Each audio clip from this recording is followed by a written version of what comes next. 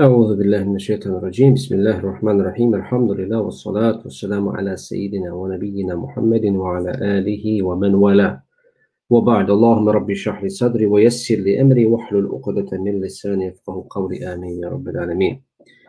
We praise Allah subhanahu wa ta'ala for all the blessings, peace be upon Muhammad sallallahu alayhi wa sallam, his household, his companions, and all those who follow him until the day of judgment. Ameen ya Rabbil Alameen. Today, inshallah ta'ala, we are with part 6 of our book of the fasting according to the madhab al-hanafi. Yesterday we talked about the acts that do not nullifies the fasting. And today, inshallah, we'll talk about babun ma yufsidu as-sawma wa tajibu bihi al-kafaratu ma al-qada. Imam rahimahullah says, which means what nullifies the fast requires expiation and a make-up day. And there are several actions that if performed during the day of Ramadan results in the nullification of the fast, a make-up qada, or some says qaza, make-up day, an obligatory expiation in order to atone for the major violation. And the expiation consists of the freeing a sound slave, though if one does not have the means to do this, then he must fast 2 consecutive months for 60 days at once. And if someone is unable to do so, then the expiation is to feed 60 persons twice, 2 meals every day, 60 people. In the event that the expiation is not performed, then it remains as an unperformed obligation upon the person concerned. So what nullifies the fast? قال الإمام رحمه الله وهو 22 شيئا إذا فعل الصائم شيئا منها طائعا متعمدا غير مضطر لازمه القضاء والكفارة وهي. The Imam says rahimahullah, yesterday we mentioned 24 things that do not nullify or do not break the fast. Today 22 things. There are 22 things which if performed willingly, here is an important thing, willingly and intentionally, without being compelled, the result in the termination of the fast and requires a compulsory make-up day and expiation to atone for the violation. So intentionally and willingly actions, if performed, there are 22 of them. If performed one of these, then someone must do qada and kafara, make-up day and expiation. They are al-jima'u في أحد السبيلين على الفاعل والمفعول به. Having sexual intercourse, in this case husband and wife, breaks the fast of both the doer and the receiver of the act and makes them liable for expiation and qada, to make up day. So this is due to the compulsion of offense. The ruling is the same whether one has an orgasm or not, because in this case sensual desire is satisfied even without it. So if someone did it, sexual intercourse between wife and husband during the daylight of the month, in the month of Ramadan, al-fa'il wal-maf'ul bihi, both of them are required. If is one of them forced, either male or female or wife or husband, the one who forcing is obliged to make qada and kafara, and the second one is not, is only doing qada. But if she or he is doing after the force willingly, so then requires al-qada wal-kafara together. الأكل والشرب سواء فيه ما يتغذى به أو يتداوى به. Imam says eating or drinking, all of these are, of course, willingly and intentionally, whether it is for nourishment or for medical benefit. Either case breaks the fast and necessitates expiation and make-up day. ابتلاع مطر دخل إلى فمه. To swallow rain, water, after it enters the mouth, breaks the fast. If you do it intentionally, or the rain is coming and you're intentionally swallowing the rain water, so breaks the fast, and expiation and qada, make-up day, are required. Same thing for the snow, when it's snowing. So if it goes in the mouth and you swallow it intentionally, knowingly, then it requires expiation and make-up day. القضاء والكفارة. وأكل اللحم الني وإن كان منتنا إلا إذا دود or دود. Eating raw meat, even if it is damaged, require expiation and make-up day. Through if the meat is warmed, infested, it does not necessitate expiation for the reason that there are no nutrients left in the meat of which benefit is derived. So there's eating meat, the raw meat or damaged meat, expired meat, that is that kind of the meat. The person, if eats these two kind of the meats, just the red meat, the raw meat, and damaged, requires qada wal kafara. But if the meat, there is a worm in it, and someone eats, it does not make expiation. That we'll talk about that. Kafara, we'll talk about that inshallah later on. But qada is a necessity to be there, but not kafara. وأكل الشحم في اختيار الفقيه بالليث الحنفي, eating the fat or grease of meat nullifies the fast and requires expiation and qada, both of them. And this is the view according to Imam al-Layth al-Hanafi rahimahullah. وقديد اللحم باتفاق, as Imam says rahimahullah, eating the jerked or cured meat breaks the fast and necessitates the plenty of expiation and qada. Necessitates the penalty. The penalty is kafara wal qada, expiation and make-up day, and this has the agreement of the Hanafi school. Another thing is أكل حنطة وقضمها إلا أن يمضغ قمحه فتلاشت. Eating a seed of wheat or chewing it and then eating it breaks fast and makes one liable for expiation and make-up day.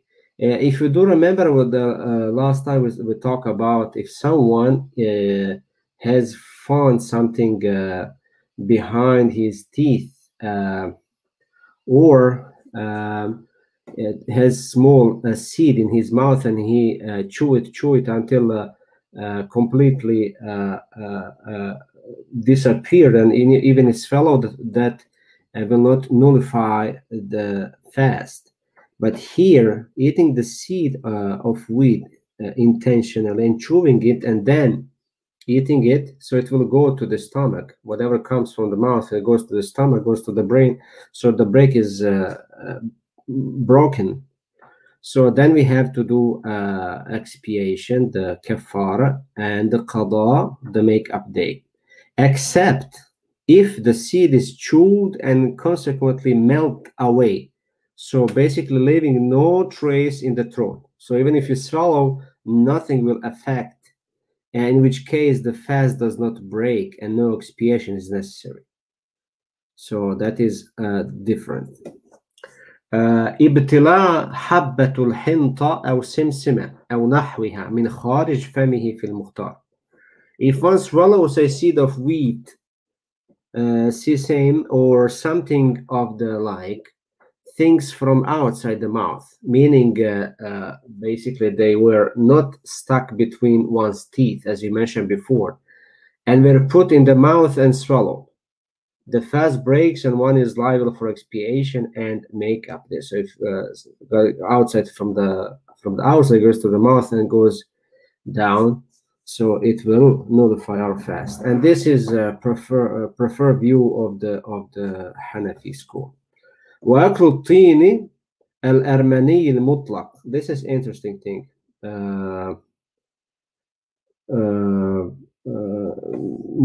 Eating a beneficial type of soil known as the Armani from Armenia nullifies the fast absolutely and necessitates expiation and qada.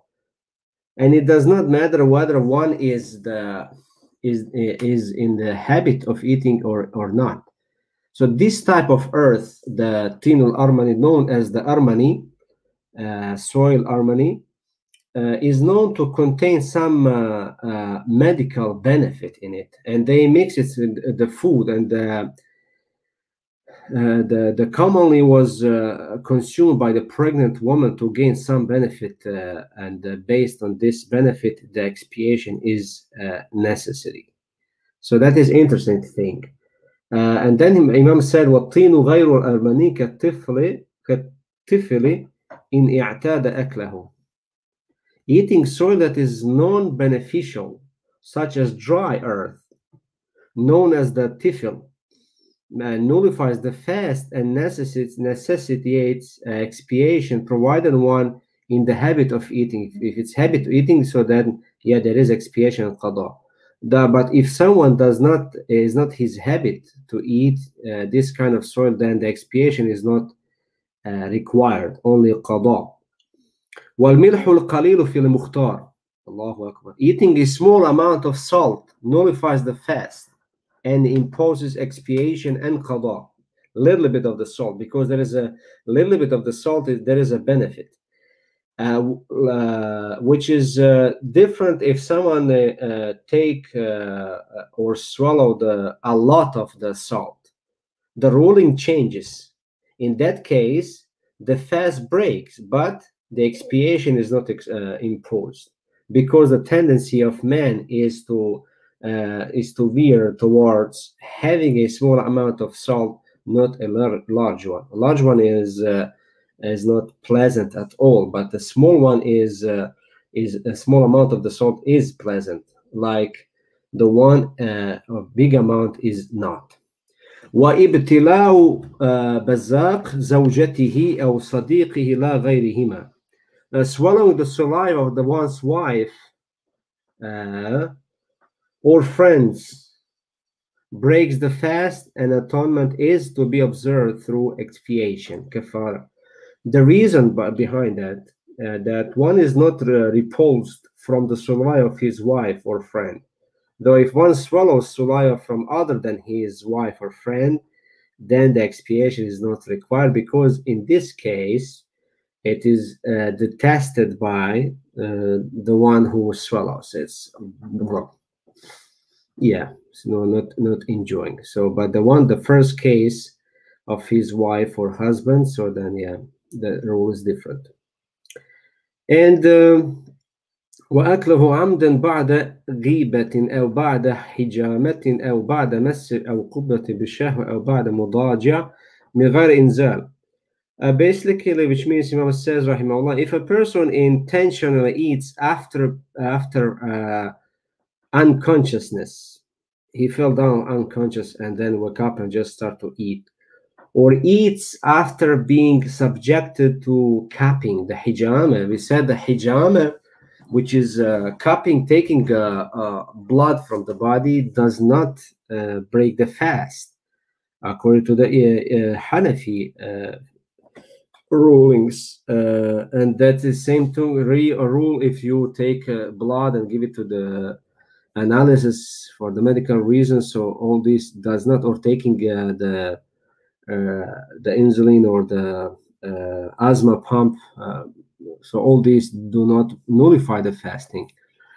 But if somebody drinks water after capping intentionally, so then of course qada wal kafara is required. Or after touching his wife, without feeling the orgasm, still nullifies and is need kafara. Or after kissing with desire, or after sleeping near his wife, touching and kissing her, playing without ejaculating, or after applying oil on his mustache because he believes that such act, such as unconsciousness and cupping, have terminated his fast, then he is liable for expiation and to make up a day. The expiation, however, which excuses the expiation, is if he is given a legal ruling by the scholar different than his school, who said that such act do break the fast, such as capping, which some of the people of hadith regard as that say that breaks the fast. That is different madhab, and this was his understanding. In which case, he is not liable for expiation because, according to the offender, he believed he had broken the fast after capping and falling unconscious, and so went ahead and ate based on that ruling, based on the ruling given. And the other expiation is if he had heard the hadith of the Prophet ﷺ, but did not understand its meaning according to the madhab, as Imam madhab, as school, Hanafi school explains it. Such, the one who fall unconscious has broken his fast, for example. So he progressed forward and ate based on what he understood, not knowing the meaning given by the madhab, which said in the interpretation, this hadith in the madhab al-Hanafi that we are in says that only do not break the fast. It only decrease the reward of fasting, but not like other method says it's broken. So then in both cases, the expiation is excused. So he needs only to do qada in these two cases. Though if there was no such ruling issued or one did not know the meaning of the hadith according to the madhab, the expiation is necessary to perform. And whatever the case may be, one is still liable to make up the day. In summary, that to mention all these, if a person intentionally eats after the above mentioned acts, then he is liable for expiation and qada, unless an Islamic scholar, a faqih, a mufti, issued a ruling, or the person did not know the correct meaning of a hadith he had heard according to the madhab, in this case madhab al-Hanafi. That should be clear for all of us. Intentionally, any act intentionally did through the month of the Ramadan, there is a qada, there is a kafara, and that's how we do it. And lastly, Imam says, وَإِنْ عَرَفَ تَأْوِيلَهُ وَجَبَ عَلَيْهِ الْكَفَارَ. If, however, the person knows the meaning of the hadith he heard according to the madhab, he is liable for expiation as well. وَتَجِبُ الْكَفَارَةُ عَلَى مَنْ طَاوَعَتْ رَجُلٌ مُكْرِهًا عَلَى وَطْئِهَا.